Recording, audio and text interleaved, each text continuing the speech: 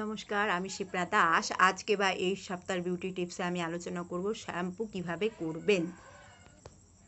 এটা হলো shampoo part 2। কেন শ্যাম্পুর সম্বন্ধে আমি আরেকবার কোনো এপিসোডে বলে দিয়েছি।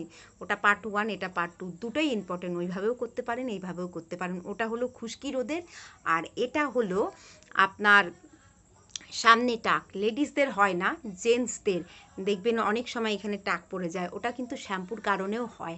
আর লেডিসদের এখানে চুল কমে আসে, টাক যদিও না পড়ে তো চুল কমে আসে। সেটা কি করে রোধ করবেন, এটা শুরু থেকে মেনটেন করতে হয়। যদি মেনটেন না করবেন তাহলে আপনার চুল কমে আসবে বা টাক পড়তে বাধ্য।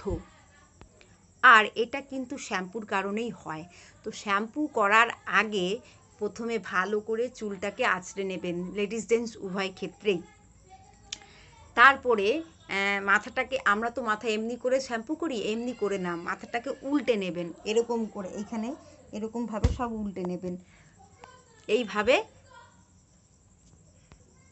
এইভাবে উল্টে নেবেন। উল্টে নেওয়ার পরে জল দিয়ে ভালো করে চুলটা ভেজানোর পরে মগের মধ্যে কিছু পরিমাণ জল নিয়ে শ্যাম্পুটা ওর মধ্যে গুলে নেবেন। আমরা তো শ্যাম্পু ডাইরেক্ট লাগাই, শ্যাম্পু ডাইরেক্ট লাগানো চলে না বা উচিত না। শ্যাম্পু জলের মধ্যে ভালো করে গুলে নেবেন। জল আর শ্যাম্পু সম পরিমাণ হওয়া উচিত। যতটা মানে সরি 4 ভাগের 1 ভাগ শ্যাম্পু নেবেন এবং 3 ভাগ জল নেবেন, নিয়ে ভালো করে ফেটবেন, ফেটে ভালো করে লাগাবেন। এর কারণ হলো অনেক সময় আমাদের মাথায় জলের মানে পিএইচের মাত্রা কম থাকে এবং চুলের মধ্যেও পিএইচের মাত্রা কম থাকে। সেই পিএইচের মাত্রাটা নিয়ন্ত্রণ রাখে এইভাবে যদি শ্যাম্পু করেন। এবং মাথা অনেকের কুসকুস কুসকুস চুলকায়, ওটা চুলকাবে না।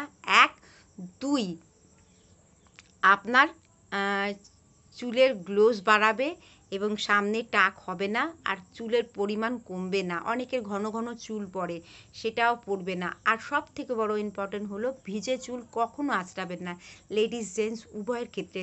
যখন চুল ভেজা থাকে চুলের গোড়া অনেক নরম থাকে, সেই জন্য ভেজা চুল আঁচড়াতে নেই। আর এইভাবে যদি শ্যাম্পু করেন তাহলে আপনার চুল খুব ভালো থাকবে।